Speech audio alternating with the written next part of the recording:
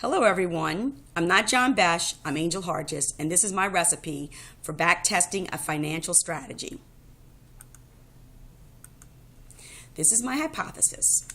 The higher the profit margin, the lower the payout ratio will be. So I pulled 30 securities from hospitality and retail with Yahoo Finance. Actually, that was what I had done before, so I'm going to delete that because I don't need you to see that yet. These are my random securities with their profit margin and payout ratio only. I can make this a tiny bit smaller bigger.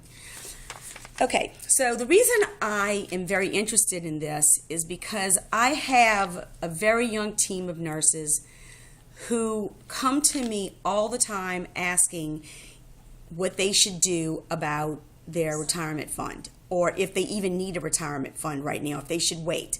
And I always have a stock answer for them, and that is to open up something, a mutual fund, and then start talking to a financial advisor. Don't wait because you're leaving money on the table.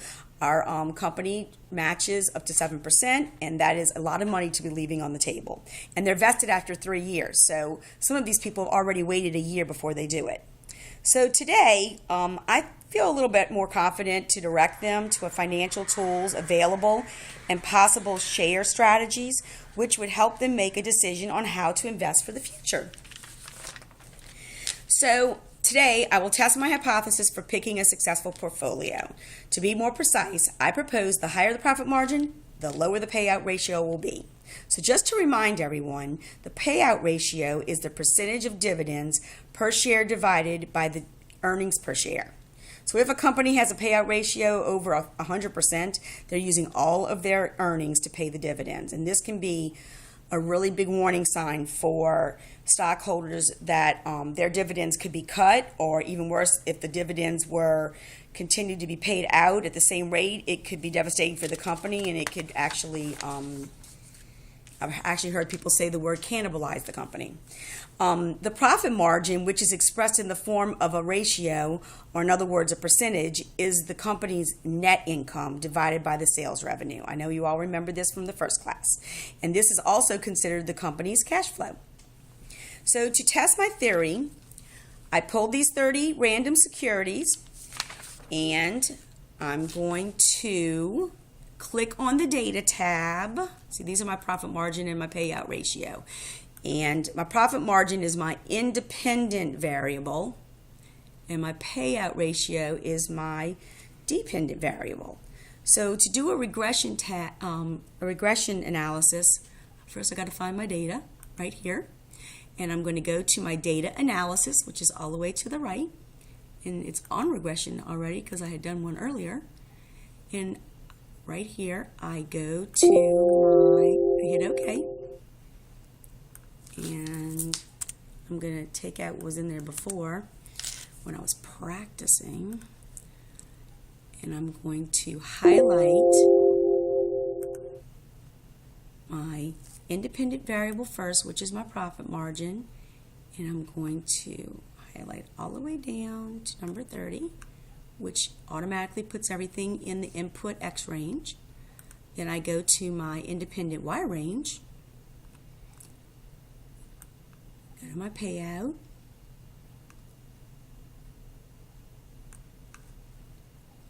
and I hit label since I added them, and I hit OK. So it's a little bit more visible. I'm just going to spread it out a little bit. Hopefully you won't have as old eyes as I have, and you can see better than I can.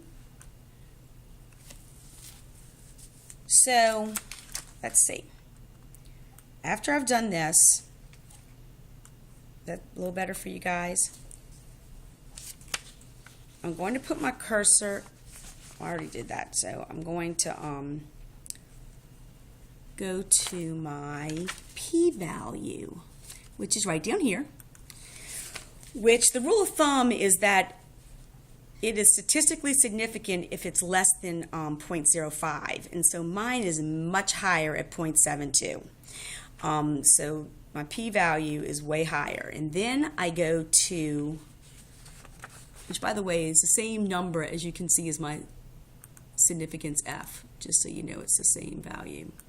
Then I'm going to move down to my coefficients down here. Where's my coefficient? There you go.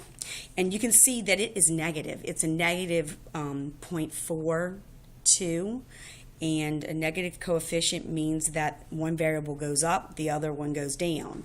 So let's look at my t-stat, which is a negative 0.36169, and that one is significantly different because the rule of thumb there is it needs to be greater than 1.65.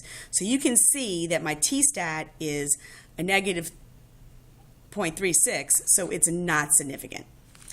So after running these results, it appears that I have no relationship between the profit margin and the payout ratio, which is kind of sad because I was hoping this would work.